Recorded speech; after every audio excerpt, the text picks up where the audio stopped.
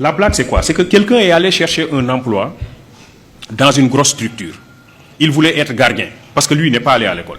Il voulait être gardien dans cette structure. Il s'est présenté au directeur des ressources humaines, qui lui dit: est-ce que tu as une adresse mail pour qu'on vous envoie le dossier à fournir? Le monsieur dit: j'ai pas d'adresse mail. On lui dit: donc tu ne peux pas être gardien chez nous, parce que ça c'est le minimum, il faut avoir une adresse mail. Le monsieur part et en rentrant, il voulait acheter une barre de cigarettes et il a vu qu'il n'avait pas de boutique sur toute la ruelle. Dit: ça c'est une idée pour moi, je vais commencer par une petite table et je vais vendre des barres de cigarettes. Il commence par cette affaire qui marche bien. Après, il vend des journaux. Après, des crédits téléphoniques. Après, il installe une boutique. Et après, il a un grand domaine commercial. Et un master en comptabilité est venu le voir pour être recruté dans son entreprise. Alors, et le monsieur lui dit: moi, je suis titulaire d'un master en comptabilité, je veux être recruté dans ton entreprise.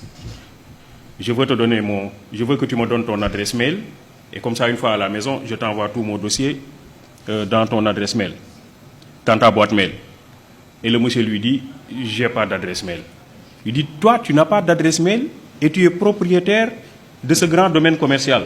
Si tu avais une adresse mail, tu serais le plus grand opérateur économique du monde. Il lui dit: si j'avais une adresse mail, je serais gardien.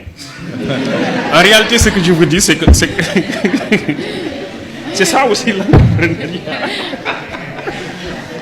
L'idée, c'est quoi? L'idée, c'est se connecter à soi.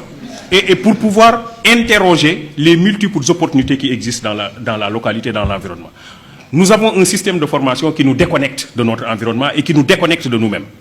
Parce que justement, l'école que nous avons héritée de la colonisation développe des curricula qui ne nous réconcilient pas toujours avec nous-mêmes.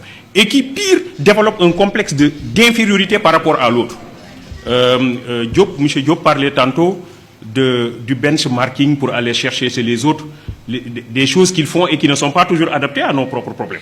En réalité, c'est cela aussi, c'est ce complexe d'infériorité. Les autres